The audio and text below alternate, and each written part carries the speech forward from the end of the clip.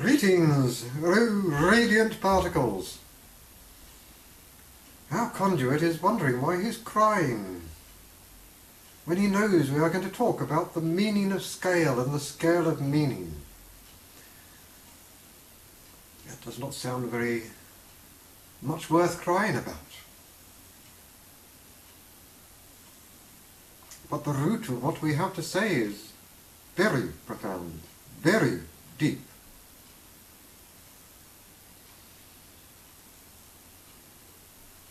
Your world is a world of dichotomy, of duality, of separation, and necessarily so.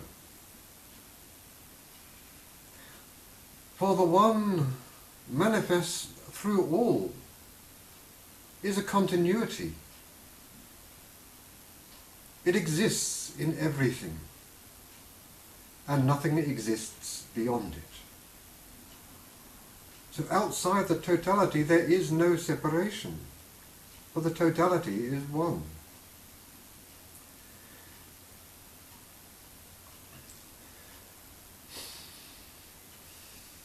It has no beginning, it has no end,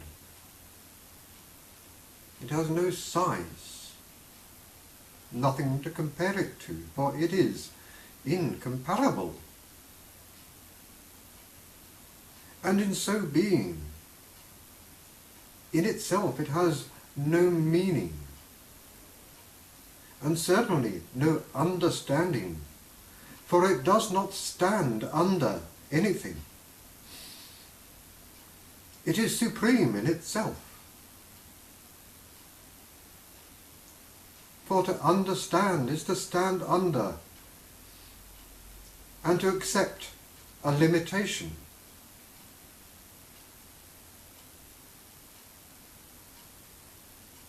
So without meaning and understanding, how can the one know what it is? Other than projecting a limited perspective of itself, and in that limitation gaining comparison, from which both meaning and understanding come.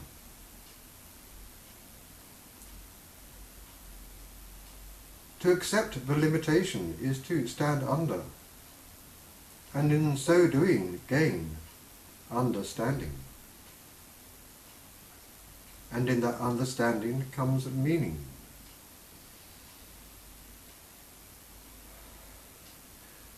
For the one, from one perspective, is a pattern, just a pattern. It is as it is, because that is how the pattern unfolds. There is an inherent logic in the void and the one, and it is that logic that creates the pattern. The pattern exists as a possibility until it is experienced and becomes an actuality. And to experience there must be separation. There must be the experience and the experiencer, although they are both the same thing. But there must be the illusion of separation, and the illusion of limitation. For to be separated is to be only one part of the whole. And in your limitation, you create scale.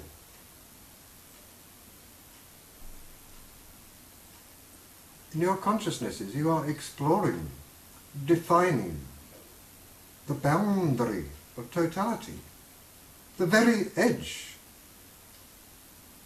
of infinity. So that the one may know what it is. You are exploring the shell of the one, the outer skin. Mark well your phonetic sounds of s and k, as in skin, and skull, and scale.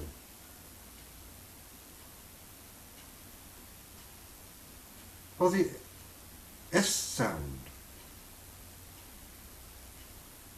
is the inner part of the centre of rotation,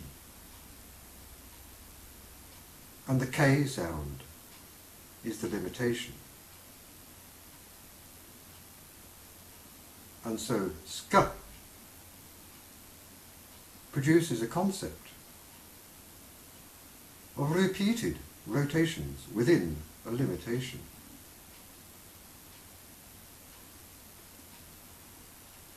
And without comparison, there can be no perception. If you overdevelop a photograph, it is white. There is nothing to see. If you underdevelop a photograph, it is black. And again, there is nothing to see. Only when there is light and shade do things become visible. And you, oh courageous radiant particles, you have turned up the contrast to its limit. You have explored the limits of contrast so that you may see the finer details in your experience.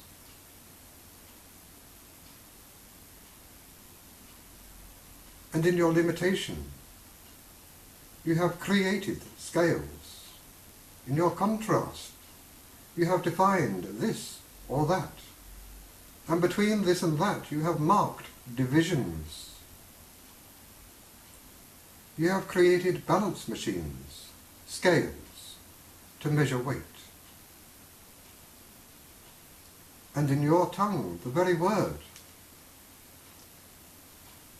Our conduit wondered why we prepared him with this, and why we mentioned the other day the little pinky mudra from the cup of tea. For the four lower parts of you create your vehicle, and the spiritual part is free as your witness. And in holding the cup of tea, we have the teacup mudra. And we also have the measuring cup, as in your drinking, skull. And in early days also skull was used to measure liquids. And in your society, measurement has become an obsession. How old are you? How heavy are you? How long is it? What time is it? You have measured everything, defined everything. Even in your boats, when you scull, you repeat a cyclic pattern, and in the water behind you, you see a series of marks marking off your passage through the water. And when you row, again you see a row of marks where the paddles have been, little dots swirling in the water, marking out your passage. You have marked out everything, defined everything, with scales. And even your ladders, you scale the ladder, you scale the stairs, one step at a time. And that is your process, one step at a time, marking out the particulars, defining them, measuring them, and in so doing, defining the scale that is on the surface of the one, as in the scales of the fish, the husk, the shell, because that is the scale. And so in defining the scale of the one, you see scales. You define them. For without them, there is no perception. Without them, there is no comparison. And without perception and comparison, there is no meaning. and certainly no understanding. So you, brave hearts, are defining, measuring the shell of the one, the outer boundary, so that it may know what it is. And we ask you to contemplate, how big are you? You are bigger than a flea. You are smaller than an elephant. You only know by relationship how big you are. From our perspective, your whole universe is smaller than the merest speck. That's how small you are. And yet, this whole universe is within your experience. From within your experience, you cannot prove there is anything outside of you, for you only have the experience. You cannot touch anything. You only have the experience of touching. You cannot see anything. You only have the experience of seeing. For all is within, my dear hearts. The whole universe is within you. We are within you. Everything is within you, for you are the one. You are the totality, with everything inside, producing an illusion that everything is outside.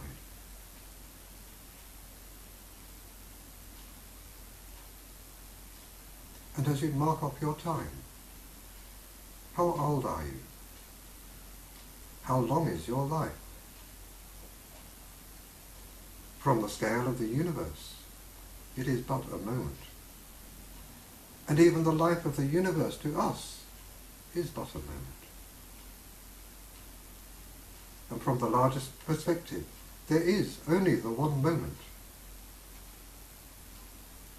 And you brave souls are marking it off in minute increments, infinitesimal moments. You tick it by with your clocks, and your days, and your years, and your eons, dividing up the one moment into tinier and tinier pieces, and yet seeing a long life you have lived,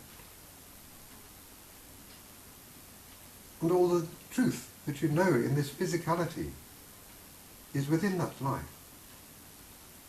For anything before or after is hearsay from within the physicality. And since your life is but a moment, that is but the amount of truth which you know in the physicality. But when you know you contain all of eternity within the moment, that is the totality, that contains all physicality,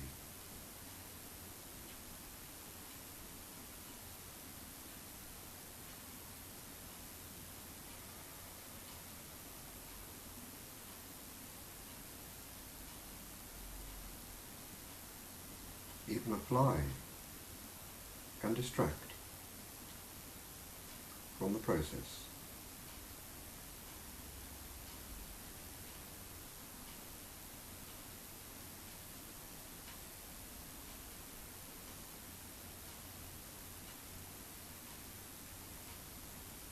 You're marking out. You give meaning to life. In seeing a minute portion of the pattern you do not understand. And you resolve. You are resolvers. You resolve patterns. You resolve meaning and understanding from things. The contrast provides the resolution. A little piece of the pattern at a time. And when that piece of pattern is resolved, you look at a larger piece and gain new understandings, new perspectives. what you see as higher dimensions, higher vibrations, as you ascend back towards the One. Carrying with you all that you have known, all that you have learnt, all that you have created understanding from, so that the One may finally know the totality of itself.